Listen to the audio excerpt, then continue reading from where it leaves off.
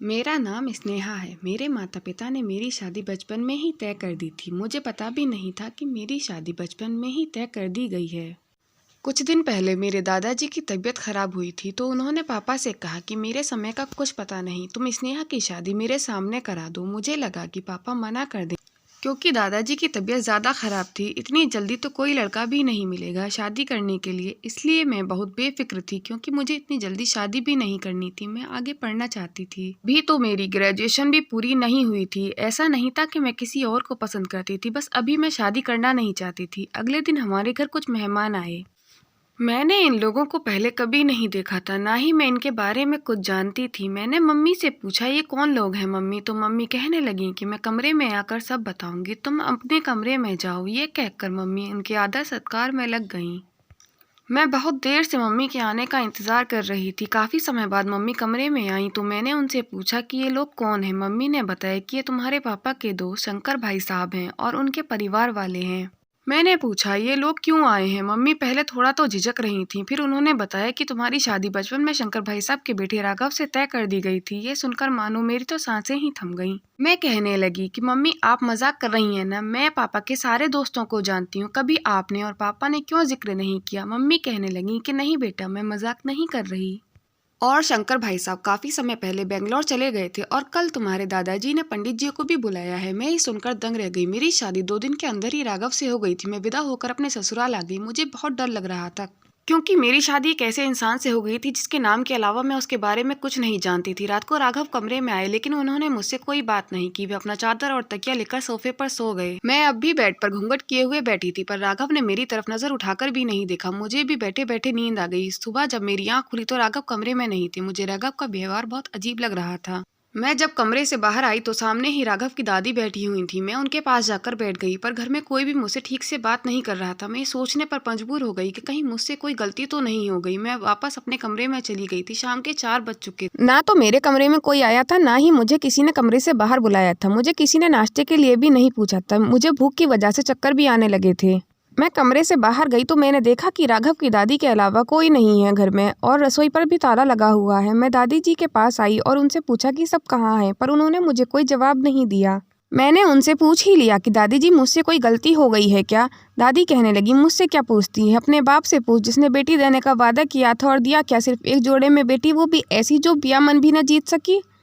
यह सुनकर मेरे पैरों तले जमीन निकल गई। दादी की बातों से मुझे पता चल गया था कि मेरे ससुराल वाले दहेज के लालची हैं और उन्होंने राघव से मेरी शादी दहेज के लिए ही की थी। मैं फिर भी एक बार राघव को जानना चाहती थी, क्योंकि मैं एक ऐसे परिवार से थी जहाँ छोड़ी हुई बेटी किसी टूटे हुए बर्तन से ज्यादा मायने नहीं रखती थी। क्योंकि मेरी बुआ थी, उनको भी उनके पति ने छोड़ दिया था। दादी उनके साथ बहुत बुरा व्यवहार करती और उन्हें घर से बाहर नौकरों वाले कमरे में रखती थी। उनके साथ नौकरों जैसा ही व्यवहार किया जाता था। उनके कई रिश्ते भी आए, पर दादी ने उनकी दोबारा शादी भी नहीं की और कहती थी कि जो एक घर न बसा सके वो दूसरों के घर भी बर्बाद ही करेगी। मुझे सोचकर ही डर लग रहा था। कुछ देर बाद राघव के घर वाले वापस आ गए। शाम को मेरी नंद मेरे कमरे में आई और एक प्लेट में चावल लाकर कहने लगी, इसे खा लो, मैं सुबह से भूखी थी। मैं जल्दी जल्दी चावल खाने लगी। मुझे अपनी किस्मत पर भी रोना आ रहा था। रात को राघव कमरे में आए तो मैंने उनसे बात करने की कोशिश की, पर उन्होंने मेरी एक भी बात का जवाब नहीं दिया। मैं परेशान हो गई थी। एक तो इतनी अचानक से शादी हो गई थी, उस पर ससुर के लोगों का व्यवहार मेरे साथ बिल्कुल भी ठीक नहीं था। मैंने सोच लिया था कि कल पगफेरे के लिए जाऊंगी तो मम्मी को सारी बात बताऊंगी। मैं सुबह जल्दी ही उठ गई थी। मुझे पता था कि आज भी मेरे साथ वही सब होने वाला है जो कल हुआ था। मैं सबसे पहले किचन में गई और अपने लिए नाश्ता बनाया। सबके उठने से पहले ही मैं नाश्ता कर चुकी थी। फिर मैं अपने कमरे में आ गई। राघव अभी भी सो ही रहे थे। मैं उनके जागने का इंतजार करने लगी। कुछ देर बाद राघव की आंख भी खुल गई थी। मैंने राघव से बात करने के लिए कमरा अंदर से लॉक कर रखा था। मैंने उनसे कहा कि मुझे ज्यादा घुमा फिराकर बात करने की आदत नहीं है। मुझे सिर्फ 2-3 सवालों के जवाब चाहिए और आपको उन सवालों के जवाब देने होंगे। मेरे इस तरह के व्यवहार को देखकर राघव मुझे बहुत प्यार से देख रहे थे। राघव कहने लगे कि बताइए आपको क्या पूछना है। मैंने उनसे एक एक करके 3 सवाल पूछे, पर राघव ने तीनों सवालों का जवाब ना में ही दिया था। मैंने पूछा था कि क्या आप मुझे पसंद नहीं करते, क्या आप किसी और को पसंद करते हैं, क्या आपको भी दहेज चाहिए था। मेरी ये बातें सुनकर राघव मुस्कुराने लगे और मेरे करीब आकर बैठ गए। मेरा हाथ पकड़कर कहने लगे कि मैं सब ठीक कर दूंगा, मुझ पर विश्वास करो। जैसे राघव मेरे करीब आ रहे थे, मेरे दिल की धड़कन तेजी से बढ़ती ही जा रही थी। राघव मेरी हालत देखकर मुस्कुराए ही जा रहे थे। उन्होंने मुझे अपने करीब करके मुझे मुँह दिखाई का तोहफा दिया। तोहफे में एक सोने की चेन थी जिस पर मेरा और राघव का नाम लिखा था।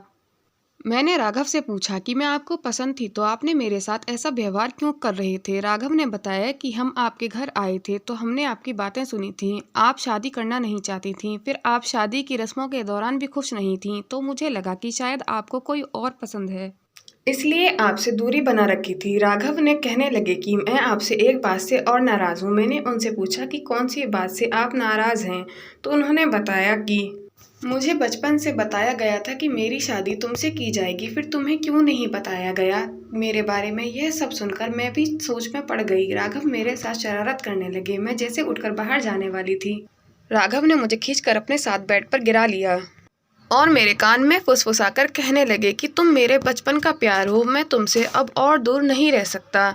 मैं अभी इन सब के लिए तैयार नहीं थी। राघव शायद मेरे बिना कहे ही मेरे दिल की बात समझ गए थे और वो मुझे अपनी बाहों में भरकर सो गए थे। मेरी भी आंख लग गई थी। जब मेरी आंख खुली तो 11 बज चुके थे। दरवाजे पर मेरी नंद राघव को आवाज़ दे रही थी। मैंने झट से राघव को उठाया और कमरे से बाहर भेज दिया। कुछ देर बाद मेरी नंद मेरे कमरे में नाश्ता लेकर आई। मैं तभी बाथरूम से नहाकर निकली थी। वो मुझे बैठाकर मेरे बालों को ड्राई करने लगी और बड़े प्यार से मुझसे नाश्ता करने के लिए कहने लगी। सबका व्यवहार मेरे लिए एक दिन में ही बदल गया था। मैं यह सब देखकर बहुत खुश थी। मेरी सासू माँ ने भी मुझे मुँह दिखाई में सोने के कंगन दिए थे। मैं अपनी नंद से पूछने लगी कि आप सब लोग मुझसे क्यों नाराज़ थे? क्या आपको मेरी कोई बात बुरी लगी थी? क्या आपको दहेज चाहिए था?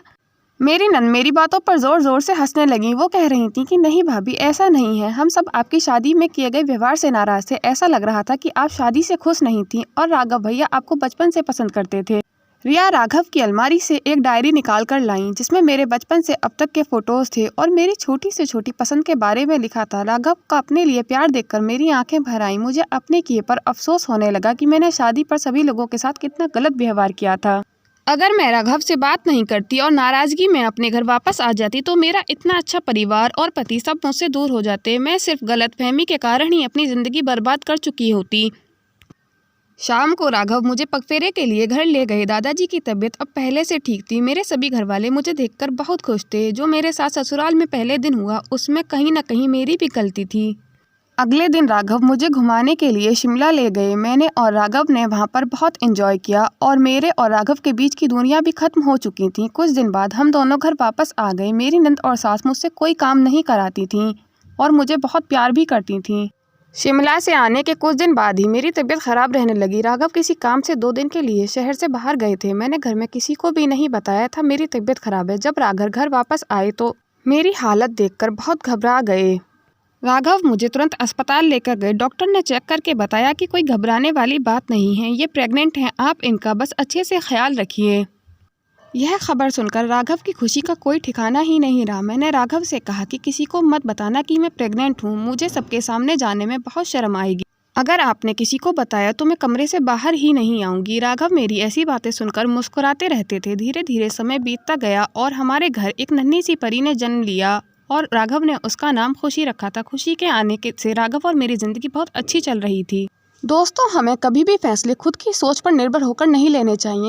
कभी कभी गलतफहमी के कारण भी कई रिश्ते टूट जाते हैं। हमें सामने वाले की बात सुननी भी चाहिए और अपनी बात रखनी भी चाहिए। इस तरह बात करने से गलतफहमियां दूर हो जाती हैं और अपने भी कभी दूर नहीं होते।